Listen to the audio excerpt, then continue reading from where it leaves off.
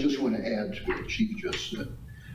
When we had the 5 firms, and what was interesting is that SEH had 10 in-house staff and they were only using 2 consultants.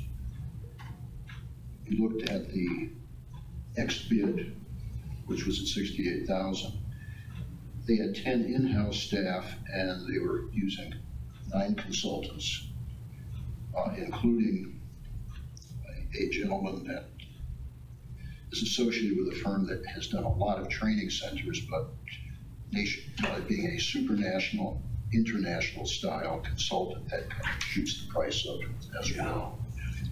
And then the others, we had one firm, they were only dealing with 8 in-house people and 17 consultants. So you see where the price difference is starting to come in some of these. We did a lot of work on that, but I think in the end, we're very pleased with the result. I think this firm is going to do a good job for us. Thank you. Those are all the updates for the plan. At the police department, I'm happy to announce that we have officially selected a company to do the design for the new renovation project, the new police department. BKV was selected and approved Tuesday night at council. Our selection committee, which included Commissioner Meek and Penker, among some other people, Mayor Lois was in there. We unanimously picked BKV at that time, and they were absolutely just a phenomenal company. We were really impressed with them. They got a lot of history in designing police departments, specifically over 200 police departments. They're out of Minneapolis, but also have offices in Chicago and Dallas, and I think Washington. Very impressive. We're excited to get started on it. Josh Moretz is writing up the final contracts, and we should be moving forward with that within the next week or so.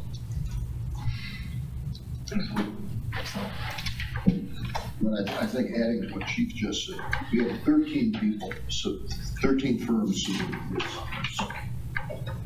And those bids ran from $372,000 up to $750,000. And he looked at what was being offered up there at the top end. He just couldn't rationalize what they were offering versus their price. He took a look at BKV, just a superior presentation. And I think as Chief noted afterwards, they are companies that are comfortable. And that has really a lot to do with the success of the project. But that was a lot of work on this one, a lot of work. And there's more to come. You know, You just started. Only started. Yeah, you can start.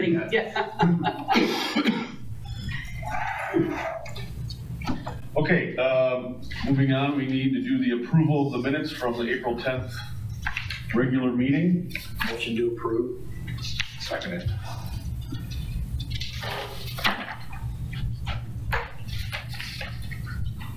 Do we need a vote for that? Those in favor. Okay, all in favor, signify by saying aye. Aye. Opposed, same sign. Okay. Fire service and law enforcement news updates. We have got a wide range of things this time. One I think is really good because I know we have innovative people in our departments. A situation occurred in Scottville, Michigan. It was a residential fire and there were people trapped on a second-story balcony. Law enforcement arrived before the fire department and they pulled the pickup truck right up next to the building, went from the ground to the hood to the roof, and were able to evacuate the people successfully. There was another situation also in Michigan. They were first on the scene before the fire department got there, and they formed a human pyramid to get people out of the windows. You may recall that in Delray Beach, Florida, earlier in the year, a firefighter driving an aerial truck, I noted this on the form with lots of dollar signs, went around crossing gates and was struck by a bright line commuter train traveling at 80 miles an hour. The truck was obviously destroyed. firefighter was fired, as well as being cited. And just for reference, if the train's going 80 miles per hour, it's 117 feet per second. You don't need that. It's difficult to get ahead of. Boulder, Colorado, they are now the only department in the United States that has 2 electric fire trucks. They claim they work in cold weather. I guess we'll have to wait and see what happens with the colder weather than this winter. The chief and I were talking the other day about some of the problems that arise when you have development that isn't well planned. Saugus, Massachusetts, they had a house fire. I saw the videos. This is a large house. They needed an aerial truck to effectively fight the fire. The street was too narrow and the grade was too steep to get the aerial truck up. So then they got pumpers on scene and they had to fight the fire with ground ladders. Line of duty deaths in the fire service, again, notice cardiac, sudden medical event, which is normally a cardiac. I note firefighter age 27, volunteer firefighter. I think both law enforcement and fire service are aware of this. Sometimes volunteers respond in personal vehicles and sometimes they overdrive themselves. I had mentioned this earlier in the year. Milwaukee PD had traded in all of their Sig Sauer P320 handguns because they were having spontaneous ignitions with those, many while they were in their officers' holsters. Washington State Criminal Justice Training Commission has banned all of those pistols from their training facilities. And since 2017, departments in at least 5 states have also pulled those because of the misfires. Not that we need to be concerned about station design and style, but the officer station design boards are now open, and hopefully we will have a design that we can enter in the future.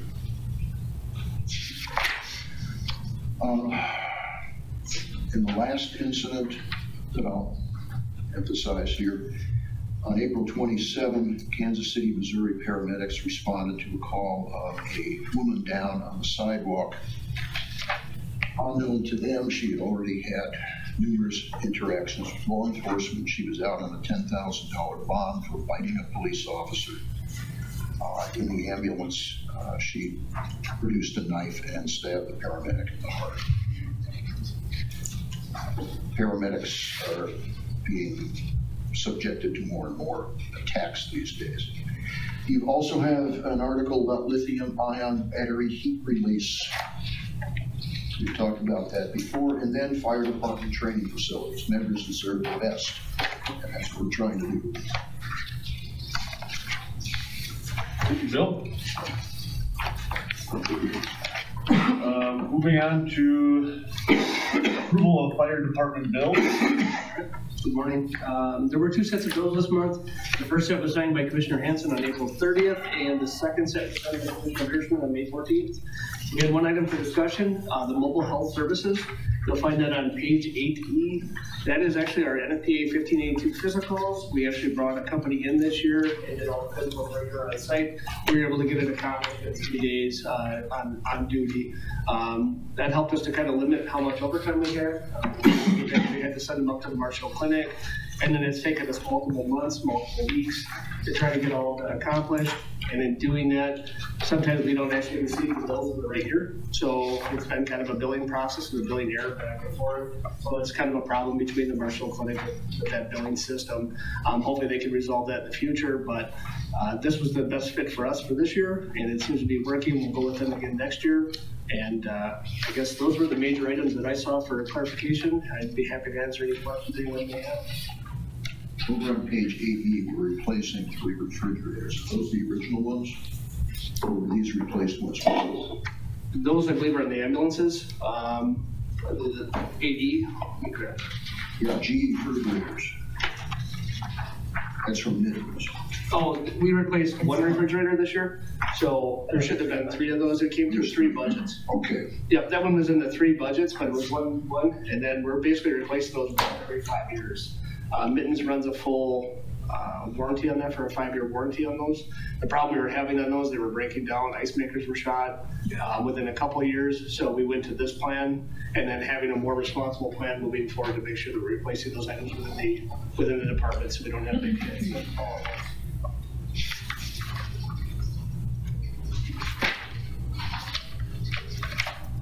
Any other questions? Motion to approve fire department bills. Second. We got, and we'll do a roll call for this one. yes. Pinker? Gershman? Yes. Schutz? Meek? Yes. Hanson? Yes. Approval of police department bills. Thank you. You've got two packets of bills in your, 2 sets of bills in your packet. You get it all here sooner or later. The first was signed by Commissioner Pinker, April 30th, and the other yesterday by Commissioner Meek. There wasn't anything of note that I saw, but I'd be willing to answer any questions before you accept them. I just got 2 questions for you. First one is, when you tow a vehicle, I know you tow a vehicle, do we get reimbursed? If we tow a vehicle for someone else, like from a crash or a crime, then we can get reimbursed. If it's our vehicle, obviously it would be our bill, so. Yeah, I was just curious, because hold up. And then the second thing is, for service clubs in the past, are we only reimbursed the officers for membership fee? I'm just trying to think if that's. We have a couple of members that if they're in a group that is a benefit to the department, like the Kiwanis group, I think is probably what you noticed. That's one that we can pay a department member. We have a department member, so anyone in the department can attend those meetings and have representation at Kiwanis. But we have our community officer that's kind of the key person for that. What we found is that Kiwanis is really in line with our values as far as reaching out to the kids and reaching out to the community, and it gives us a really good in with that. So we did join a membership as a department. No, I think it's a great club. I was just curious. Past I had. It isn't very often that we do that. There's a couple out there, but this was one that we decided to go in just because it was so in line with what we wanted to do. Very good. That's it. Any other discussion? Can I get a motion to approve? Need a second? Second. Bill? And we'll do a roll call for approval? Pinker? Yes. Gershman? Yes. Schutz? Yes. Meek? Yes. Hanson? Yes. Fire department activities, training reports, and correspondence. All right. If you were to look at 10H, we've had a fairly busy month. This month, we're 294 calls. Last year, we were at 275 at this time.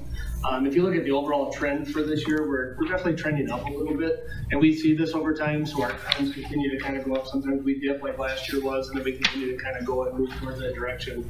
So call volume is up just a touch. There were a couple items I wanted to call out in here as well. If you were to go to page 10E on the 25th, I had attended a meeting with James Small, and that's the Wisconsin Office of Rural Health. We forgot to catch that abbreviation.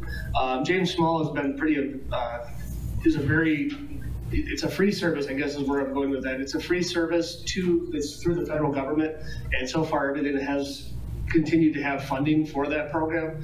They can come out and help us to make decisions on how to better fund the fire service. So we're kind of working with them to see what we can do to maybe make some changes and how we can help with the levy limits as far as bringing that cost down. So there's some options that we're looking at. I do have a meeting scheduled later this month with city staff just to kind of go over high level and see if it's something that could be a good fit.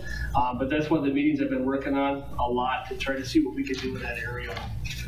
So I did have a couple meetings with them, and then again, kind of a busy month, but overall, those were the items I had to really bring forward that I saw this out. I'm glad to answer any questions that you may have. 10C, on the 16th, you were meeting with Vector Solutions with First Administration. What do they do? Tennessee, which one is it again? Demo with Vector Solutions? Yeah. Vector Solutions, we're looking at an inventory software, possibly seeing what we could do to manage our fleet and then also bring all of our equipment underneath that. This one software happens to be a package where right now we use about 3 different programs to take care of one thing. We think we could do it in one program. When a person, every year we have our firefighters go through inventory their gear and look through their equipment to make sure that it's sustainable and if there's any repairs that need to be made. All of that can be hooked to that. That goes back to the inventory as well for each piece of inventory equipment. And then we can run statistics on that or run an overall scan of that to see what the long-term effect of that turnout will be over the 10-year period. If we've got a good cycle for our replacement or if we need to do something different. The police department also uses Vector Solutions. We use it for, it's a good way to channel in projects. If we have a department training and we have to check off that everybody does a training, we can assign it through Vector. It's just a good way to organize a lot of different tasks, so it's a pretty good company. Then over on 10B, notice that Harry Dolan was doing some autism training. How often do we have interactions with autistic folks? That one, it's variable. I would say probably at least 5 times a year, minimally, possibly throughout. Sometimes we'll see an uptick. We also are part of the other program for the Wood County. I know you're part of that as well. That basically allows us to, what's the name of that program? We have the scanners. Project Lifesaver. Sorry, I'm having a hard time figuring out that one.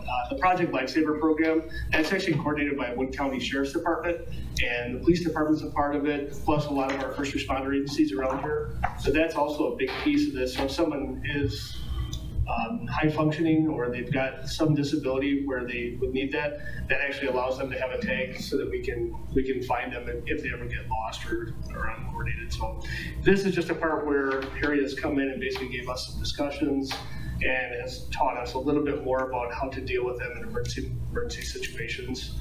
It's a completely different world than what we normally do. So. Okay. And then over on 10E, would you let us know when we have firefighters going to career expos Yes, for job fairs? absolutely. Like some future reports. Yeah, and let us know. Perhaps one of us would want to go along. Okay.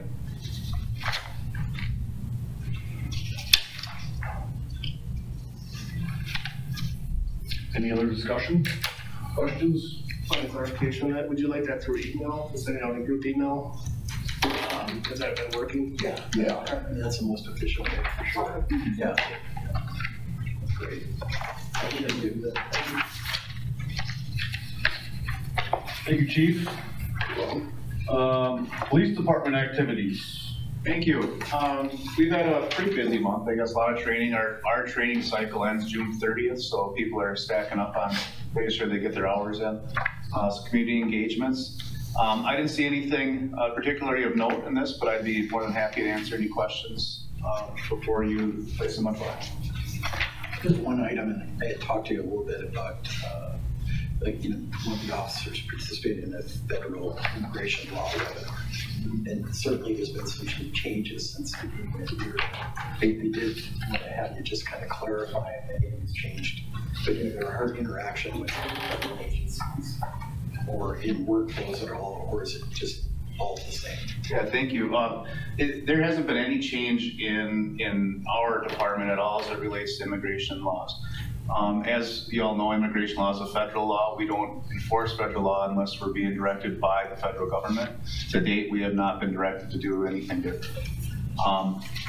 Most commonly, if we're involved at all in any type of deportation, it's as a result after an arrest, and it's done basically after they're incarcerated in jail. So there hasn't been any changes at all as far as we're concerned, as far as our department is involved. Have you had any interactions with anything that you've seen that looks like human trafficking? Suspicions, but there's not been anything to date that we've made any arrests on human trafficking, at least recently. So you haven't pulled a van over 10 or 12 people in? No, no, we haven't done that. But I will say that we have had officers attend training. We've had those conversations on a quite frequent basis, and we are looking for it. So I'm glad to hear that, because, I think sometimes, is it obvious or is it not obvious? But unfortunately, it's not always obvious. yeah. Yeah, thank you for that. True too. Thank you. Yep. And then, Chief, over on page 11B, just below the middle, Detective Schemmel, the Drug Endangered Children Conference at Stevens Point.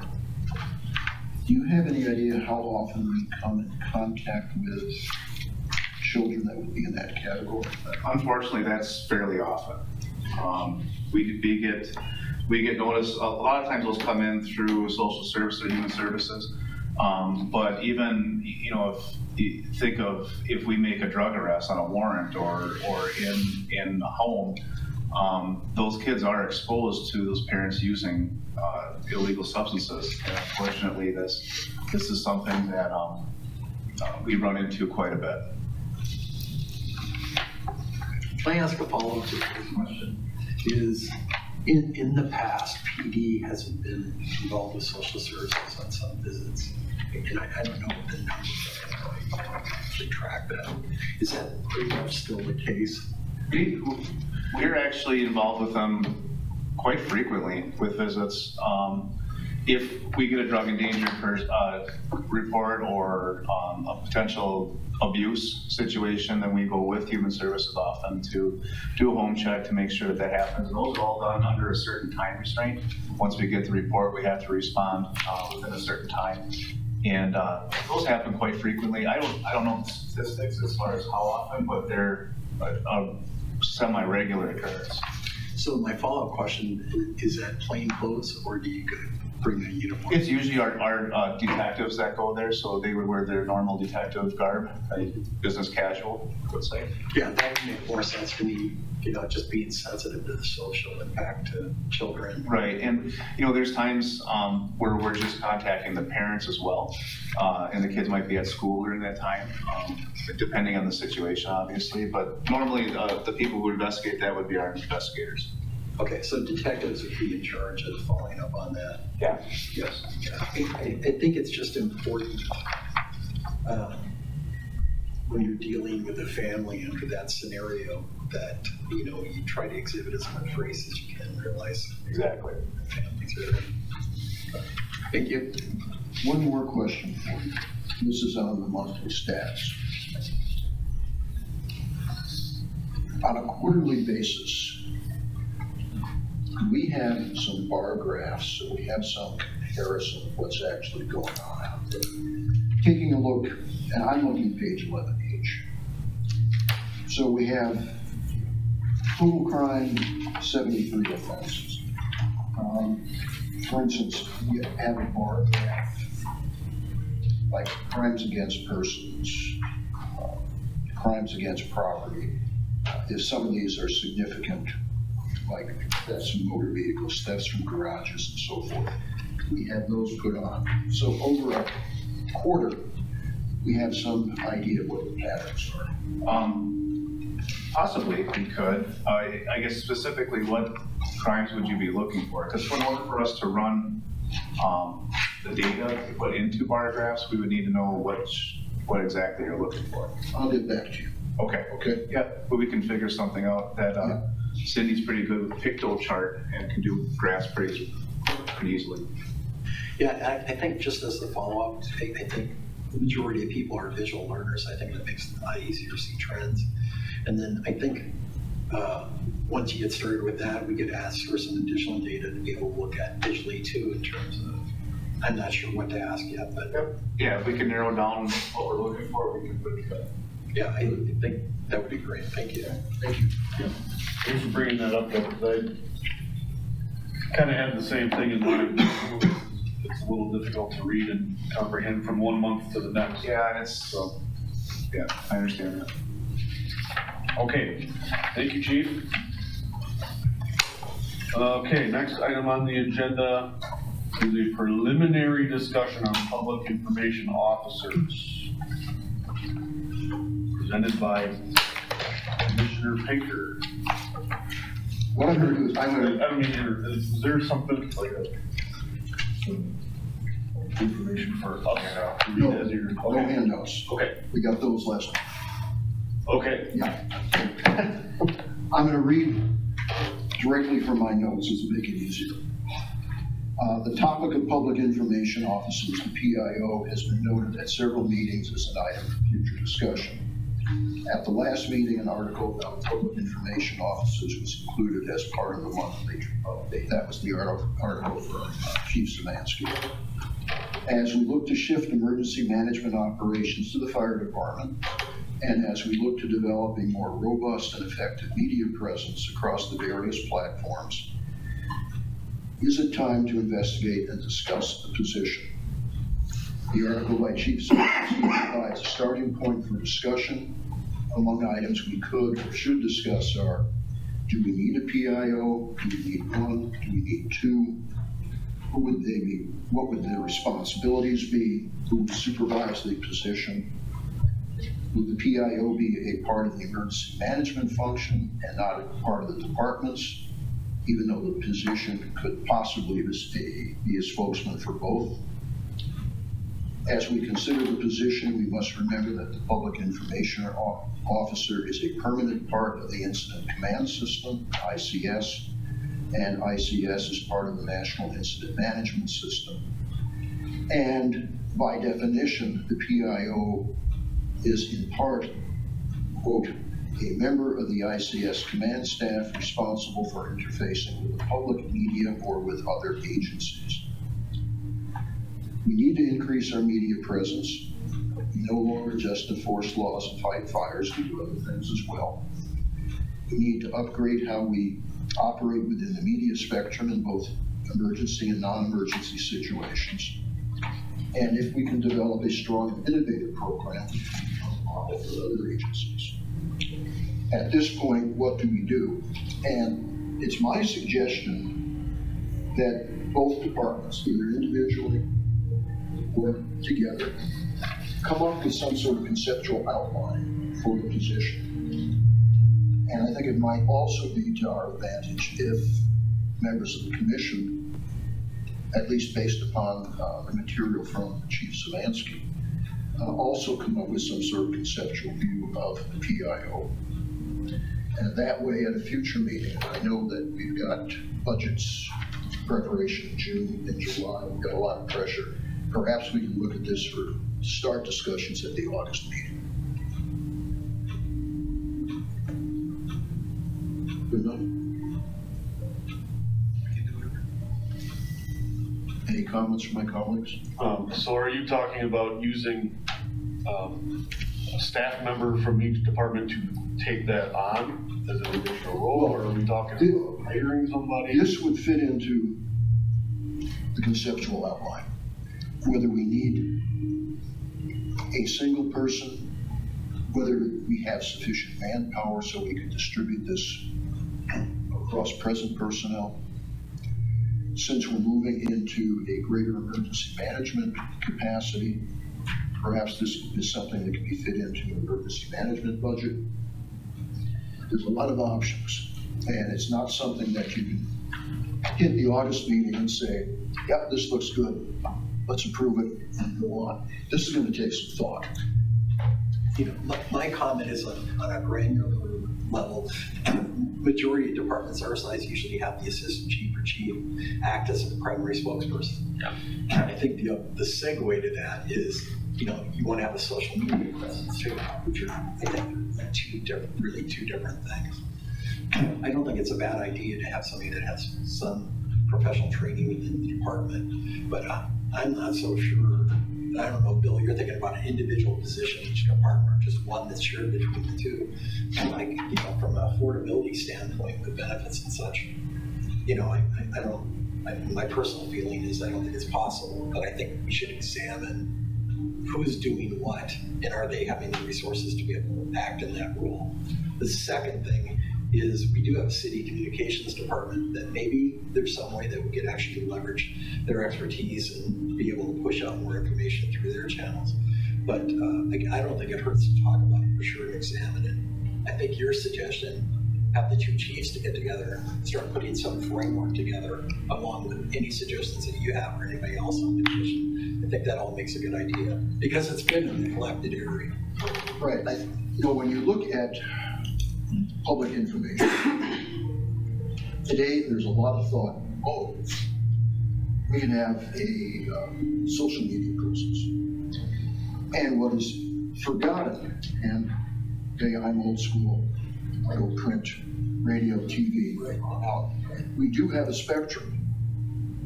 And it would be nice to get ourselves out there across the entire spectrum.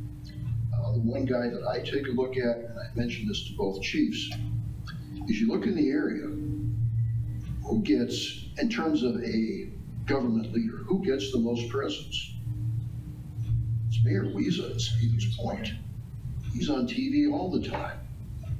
I mean, if they get a new paving machine that simultaneously lifts old blacktop out, puts new blacktop in and rolls it out, he's there, he's got his vest on and he's selling that.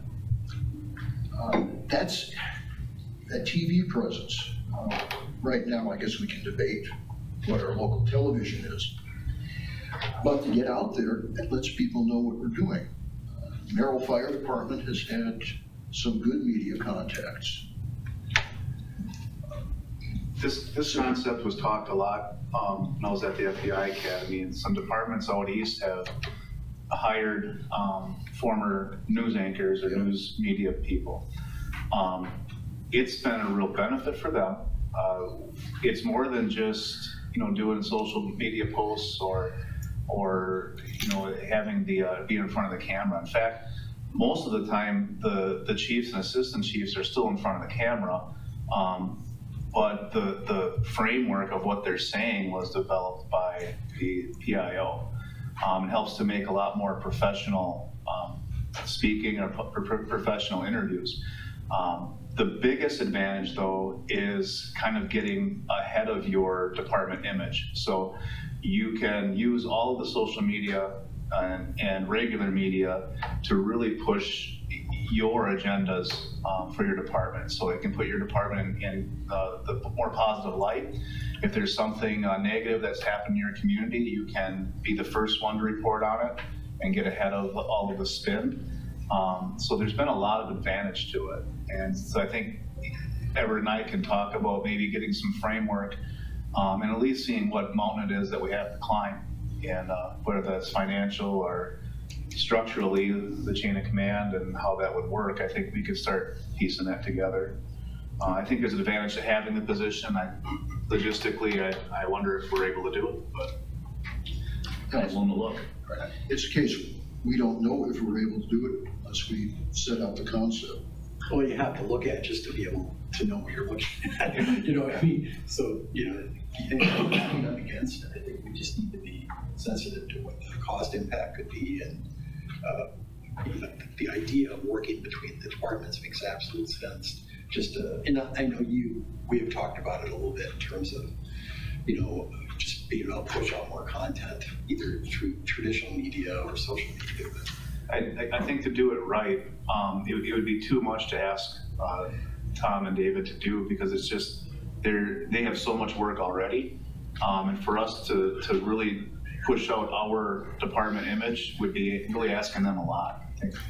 So I disagree with you a little bit there, because they always look for content. I mean, they're asking for content, right? So I think you're right. I think from step one, it would probably be, if they could be able to create everything you want, you're probably right, they're not going to be able to. But it doesn't mean you can't put you between two ferns and do an interview. One thing I think we could do, if we're looking to do this in August, possibly inviting Tom here so that we can talk about where his limitations might be or where he could do things. It'd probably be good to hear directly from him. Yeah. I know in looking at the PIO positions in the past, sometimes looking at the relationship building that you get with the media. Being able to have that relationship where they feel comfortable calling you and setting up stories, doing things like that. There is some part in that relationship building that should be there. A lot of times that falls by the wayside just because of the other tasks that we're tasked with each and every day. It becomes a part of ours. It's like a little sliver in there, and really it should be a broader, wide band of things that we're trying to do. Where that really helps out is when you have major incidents. You look at like the plane crash in Washington, D.C., that was a well orchestrated, they're able to get information out in a timely manner. They were able to coordinate that. If we would have something here, we've got a major train rail that runs through our community. And if something happens with that, I can guarantee that every first responder from around the entire area is going to be tasked with just trying to take care and mitigate that situation. And probably the media is going to be left aside. And if you don't take care of the media during those major incidents, that's where the problem really comes in. Because they're going to go find the information any way they can, and it might not be the story that really is the truth. And possibly we could get some information that shouldn't be out there when we could coordinate that and make sure that they have the proper information that's going to help the community. Even more so, they may enter into the danger zone, so to speak, and because they're gonna, if we don't have a place to meet with them, they're gonna go find the story. So that could put it right in the middle of our incident, whatever it be. So I think you've got the framework, that's been presented by Bill, plus whatever you guys come up with. So I think, August, September, whatever it takes to have a thorough conversation about in terms of having all your data points together and such, and then have Tom come, I think is a great idea. So there's something to also to make sure, a lot of times we got to build a job description. That's got to be done through HR, so we have a job description out there for the profile. Plus we need to build the policies within, and that's before you ever get to the point of even looking for recruitment. So there's a lot of work that needs to be done on the smaller end of it, which we can do. We can work through those things. But that's something we could definitely get, and then when the funding becomes available later on, we at least have all that information ready to go. And when that time comes, we can pull it off the shelf and possibly look at it. Like the thing I would like to say, I'm sorry about that, Steve, just one last question, is, I would like to see that you have a framework during a crisis thing in terms of who's communicating what, what that process is. And maybe that's a shared responsibility. It would be a shared responsibility with the departments, and just to work on that would be a start. And even on those incidents, the major incidents, we're going to be interacting. I mean, both departments are going to be together. We're going to be, the police department and the fire department will be working directly together. They'll have a bigger scope of taking care of the isolation of that incident. We'll have the scope of taking care of what's right on the incident itself. So I think there's definitely a framework there, and we can pull that right from the PIO framework that has been established by the fire administration. So we can pull that from there and have that ready to go. I just one last comment. I can't see any scenario where we didn't have a major event that either of you two chiefs would not be there or be making public comments. So absolutely, you're just going to be there. Yeah, absolutely. Yeah. Who was this town that you guys are referencing? Tom Logs? Tom Lowe's, communication director for the city of Marshfield. Sorry. No, that's okay. So my concern is, do we have enough incidents or other PR related newsworthy information that needs to get out to justify somebody or an entity to fill a full-time position, 2,080 hours a year? Yeah, I think that really where the beauty of this position lies is not in when you have the big news events, it's actually building the following. So when the news events happens, you have all these people that you can connect with immediately. So they're going to be doing things like public relation things. They might be out finding content where an officer helped a child. Maybe an officer helps somebody across the road, little things like that. A fire department might be at the school doing some training or doing some educational things for kids and put that on media. And you build that following so you have, thousands and thousands of people following your social media and all of the platforms. Then if we have an incident, we can get information out on those platforms and immediately reach thousands and thousands of people. That's kind of where that beauty comes in and where you build the following and then you can reach a lot of people quickly. That's the general thought. Wouldn't the majority of viewers be looking at public access TV or Facebook? And we've been the PD's been utilized. It's changing, I think. The media is changing. The source of media is changing pretty quickly. So this helps reach more people. I guess when we look at where media is going, we had print, and if it was good print at one time, it was the next day. Locally, we don't have that sort of media anymore. We're basically out to a week. So we're shifting then to other sources. Don't forget print. But then when you look at the other sources, you're getting, as Chief noted, some rapid changes, and perhaps, if you look at this, maybe we have a demographic in town that does X, and they don't do Facebook or Twitter or anything like that anymore. Somebody in this position can begin to assess that, and we can direct ourselves to the media that gives us the greater presence. There's something I think that people forget, and this goes back to my comment, we don't enforce laws, we don't fight fires, we do other things. Not that it's necessary that we have a brand, but what are we promoting? Who is the fire department? Who is the police department? And that gets into smaller details. For instance, school liaison officers. Or puppy. Well, Reggie isn't a puppy anymore. Something like that. How often does that dog help students? How many have been helped? There's a lot that goes on beneath the surface. I perhaps take a different view of this because I've been involved with emergency services in a much broader perspective. I know where Steve's coming from.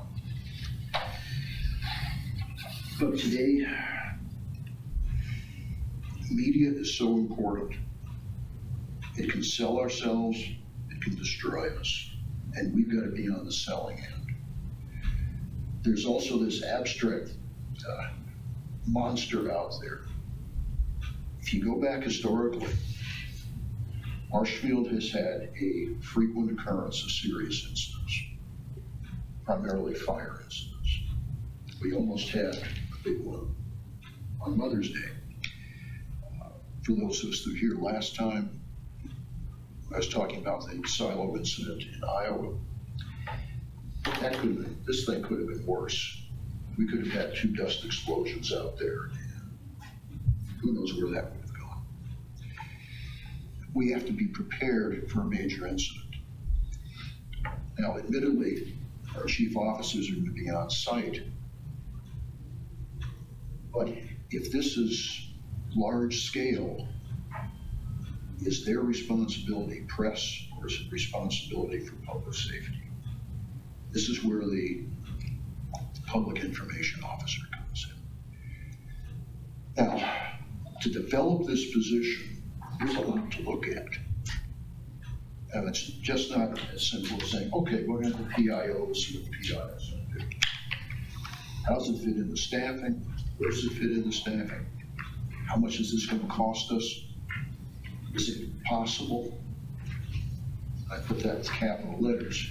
Is this possible that we could do it within the current staff? We don't know until we have a conceptual framework. Yeah, I agree with you.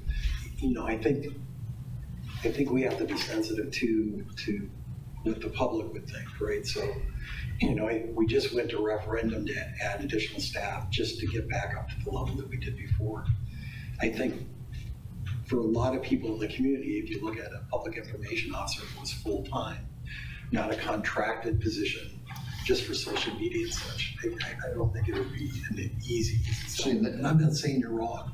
I'm just saying it would be a heavy lift. See, that's why we need this concept development.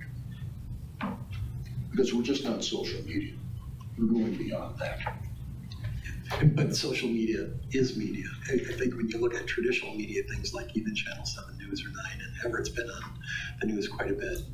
And it's timely, but the truth is, like Steve reiterated, Facebook and ads, that is the new media. I mean, in terms of, but I've noticed that clients that I've had, businesses of a certain size, they're not gonna have a full-time media person. They can contract the service out, and that's for image and interviews. So, I mean, there's things to look at. I think let's just get working on it in August and September. Right, in the end, it may come down to the point where we say, this is a great idea, but we can't fit it in. Right. But we don't get there unless we study it. I'm all about the process. I would like to, as the commission, study it. I don't think the city has a PIO officer for the city at all. Am I correct? I just don't know if we have enough work for somebody to do for both departments, and would like to study it, and whatever the findings of that study are, maybe refer it back to the city council. They decipher whether or not the city as a whole needs a PIO. Then if the police and fire department needs more of an individualized PIO, then we look at potentially acquiring our own PIO with the common council's approval. I don't know if it's a good idea for the city to have a PIO as a whole, and that resource could be shared throughout the entire city and not just two departments. I think it'd be more palatable to the taxpayer as well. So I think let's just start talking about it. Let's get the chiefs involved. Let's do some work. And, it's probably going to take a series of meetings to determine if there's any path forward. Yeah, and so the plan would be let the chief come up with something. They've got till August to bring us something, and then we can discuss it further. Because we're in no rush.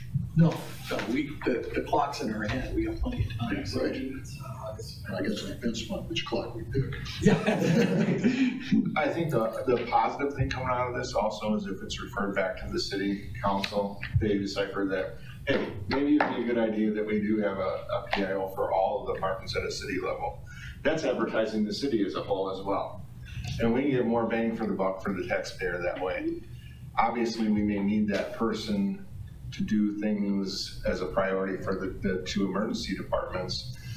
And that would have to be something that would be discussed in a potential future policy, an emergent type thing going on.